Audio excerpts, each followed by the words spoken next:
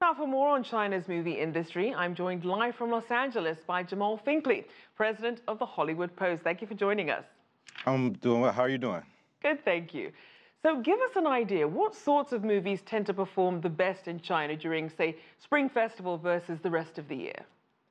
Well, recently we've seen an uptick in the success of Chinese language films in China. It's not all about the international films, but the domestic market. I think because of new filmmakers and not just all the traditional filmmakers of the past, like I think we're seeing more films that's coming out like that. So Pegasus and Peppa celebrates Chinese New Year is just two of many of the films that people will be looking at during the Lunar New Year. And we're seeing more Chinese domestic movies among some of these top hits. Why is that happening? Again, I think it's just a broadening of the entry to filmmaking. There's more filmmakers. More people are finding the ability to make a film without all of the traditional things that would need to go on to make a film. So you're seeing more people with cameras, more people writing, and more people getting into this field. And I think you're seeing the reflection on screen.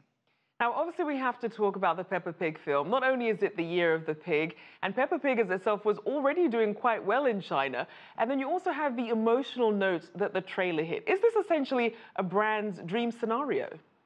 Yeah, I think it's one of the things where you're seeing things become viral and it makes the buzz for a film. And I think the just with the tradition and it being the year of the pig, I think the film is just in its perfect timing to be a big hit.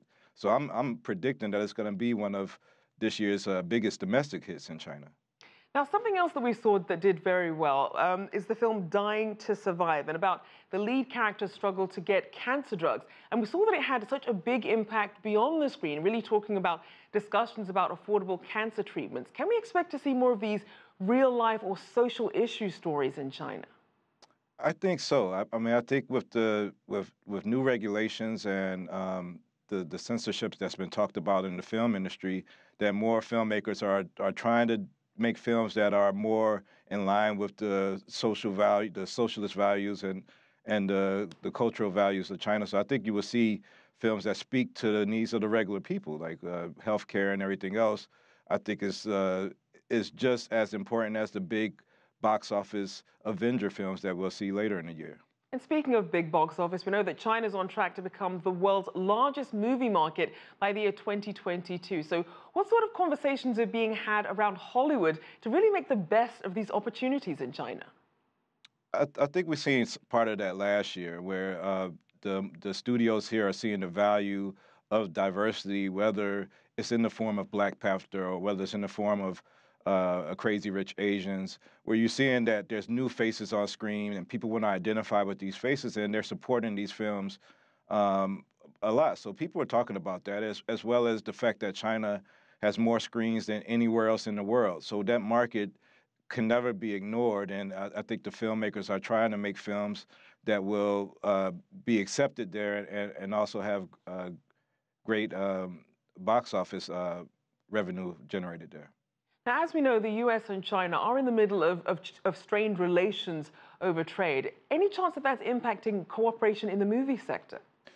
Yeah, even this year, filmmakers are having to submit their films 3 months early, a whole month earlier than they used to for the censorship board to be approved. And I think that affects things as far as post-production, as far as promotions, and it's affecting investors to know if their film will actually be able to be played in China.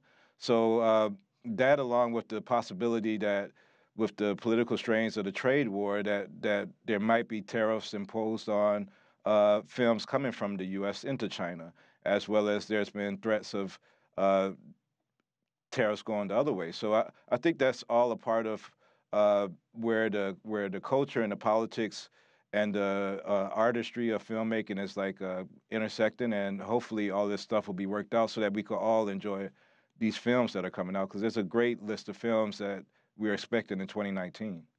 All right, thank you so much for your insights. Jamaal Finkley, there, president of the Hollywood Post. Thank you.